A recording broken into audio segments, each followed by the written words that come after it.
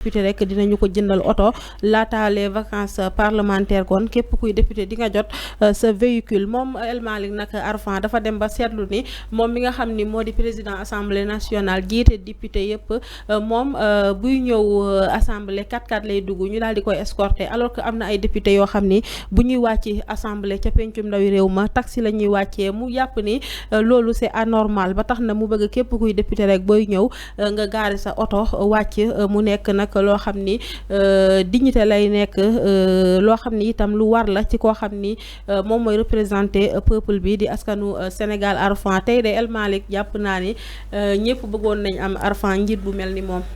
Oui, c'est conformément aux réformes pour une nouvelle ère parlementaire. bu ñu organiser woon démb. foofu la waxee foofu la jëlee décision yi. C'est vrai que c'est une décision qui était dans les annales, donc dans les tiroirs, hein, donc depuis bien avant.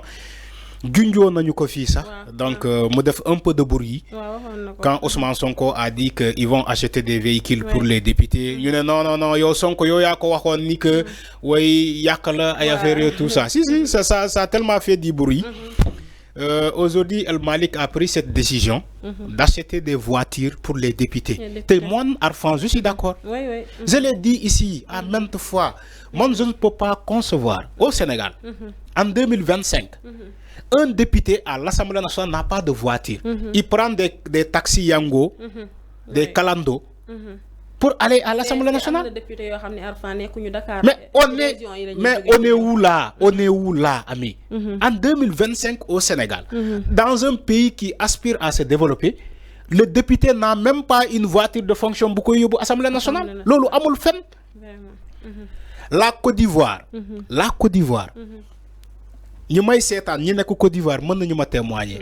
Un pays comme la Côte d'Ivoire, le député non seulement il est payé 2 fois le salaire qu'un député qui se trouve au Sénégal, mais ce député-là a une voiture. Le député en Côte d'Ivoire est payé 4 millions. Mais au Sénégal, on paye les députés combien? 1 million 300. 1 million 300 000. Te ba pare amul auto. Lolu c'est inimaginable. Ami, comment on peut payer un député un salaire de 1 million 300 000? Ba pare koku nara jël ci salaire bobu di fay ay taxi yango. Di dem liggéey. En Côte d'Ivoire, les députés sont payés 4 millions. Ba pare am auto di dem Assemblée nationale. Ba pare yeen Sénégal, vous voulez des résultats. C'est comme ça. C'est là où je ne suis pas d'accord. Parce que l'Assemblée nationale, ce n'est pas une Assemblée nationale pour la 15e législature seulement. Il faut que nous fassions l'Assemblée nationale. Si vous avez retrouver un député.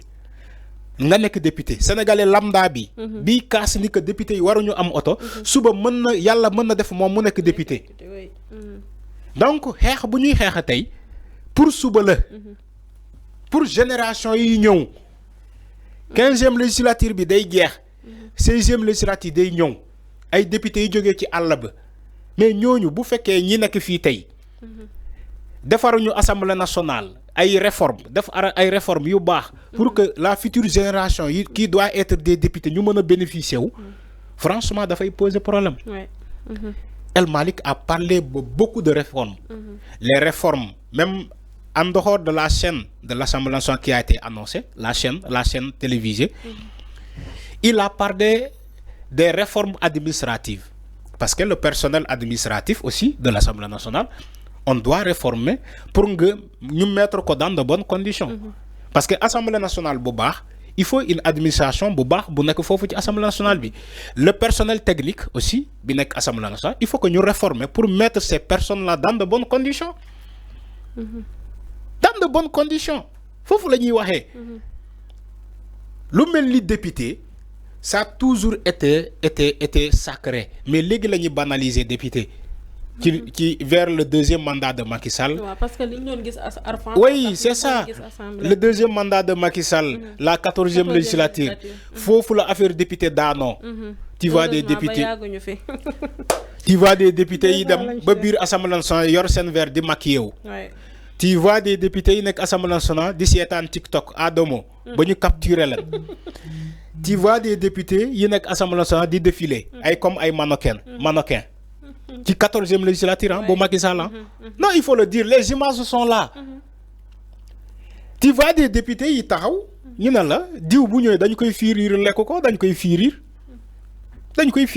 lekk ko député xool moromam déw ne ko xool moromam de ko ne ko dinaa la rey Farba yi menacé des députés ne ko dinaa la rey yow.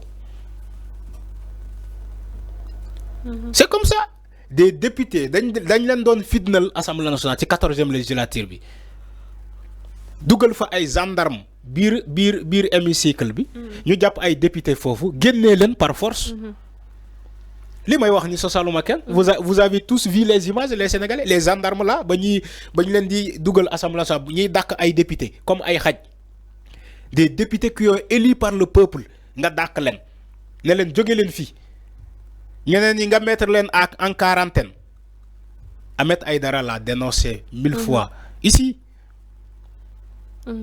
Man, la question des voitures des députés moom Ahmed Aïdara la ko dégg pour la première fois muy wax.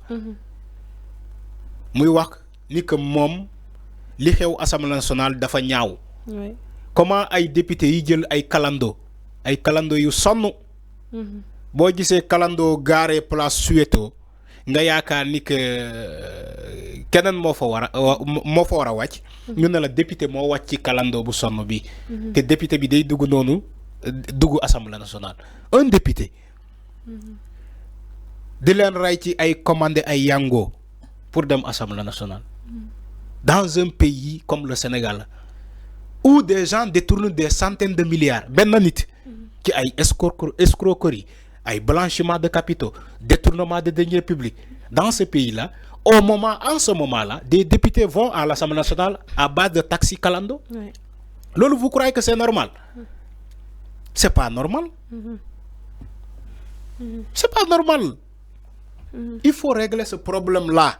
C'est ce que j'ai dit. Donc, quand j'ai écouté les réformes hier, El Malik Wako, ni que les députés là seront dotés tout le monde de voitures avant les vacances. Mais j'ai dit c'est très bien. Mais quand Macky Sall faisait la discernation de comment muy jënd ay député joko wa Benno Bokk Yaakaar ñeneen ñi dans l'opposition mu bàyyi leen noonu bien sûr loolu amoon na Ahmed Aïdara waxoon na ko ci 14e législature bi amoon na ay député yu am oto ñeneen ñi amuñu oto parce que faalewuñu leen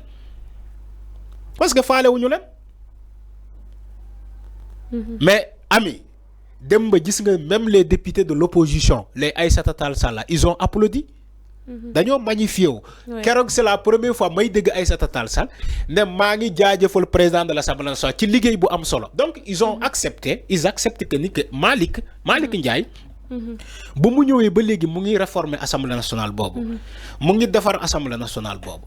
Donc député yi yëpp d'accord nañu demba ñoom Tafsir Thioye ñoom Aïssata Tall Sall tout le monde était d'accord ni que député yi war nañu am oto ñoom sax dañ doon tàccu El Malick dañ ko doon gërëm ñu ngi lay gërëm di la sant ci liggéey bu am solo ci réforme bu am solo bi nga nekk def di def ci Assemblée nationale bi nga ñëwee ba tey. Donc loolu c'est extraordinaire. Il faut le magnifier. Mais tu verras des gens comme Arfan, ñi taxaw ci la touche di naan way Ousmane Sonko waxoon na li fii non député yi waruñu am oto parce que tu n'es pas député. Tu veux pas que les députés ñoom ñu am oto. Bu subaa yow boo ñëwee nekk député lan ngay wax. Donc il faut ñu bàyyi loolu. Il faut que ñu bàyyi populisme bi. Il faut ñu bàyyi d'être nihiliste. Il ne faut pas voir le mal partout, ami. C'est là où je ne comprends pas les gens aussi. Moi, le fait amna, l'Assemblée nationale a pris sa décision qu'il les réforme, de réformer l'administration, de réformer aussi le personnel administratif, de réformer aussi le personnel technique et aussi les députés. Même le règlement intérieur, ni veiller sur le règlement intérieur aussi, ils vont amener leur touche. Et aussi la création de la chaîne de l'Assemblée nationale. Donc voilà les réformes qui ont été dégagées. Donc, dembe, qui la journée des réformes donc pour une nouvelle ère à l'Assemblée nationale. mu ngi noonu Arfan muy lu am solo loo xam ni kon nekk na yaakaar naa ci réforme yoo xam ni comme ni nga ko waxee képp kuy député di nga ci ànd waaye sénégalais bu normal itam war nga cee mën a ànd ndax député yooyu ñoom ñooy les représentants du peuple kon ñi nga xam ni ñoom ñooy représenté peuple bi am na ay conditions yoo xam ni dafa war ñu daal di ci nekk ndax ñu mën ñoo représenté dignement foofee ci assemblée nationale kon gannaaw ponk boobu noonu ñu daal di jàll nag ci li nga xam ni mbirum politique la te mu soxal Barthélémy Diaz moom mi nga xam ni daal dinay beru bokkatul kon ci fi nga xam ni mooy li nga xam ni mooy parti bu Khalifa Ababacar Sall di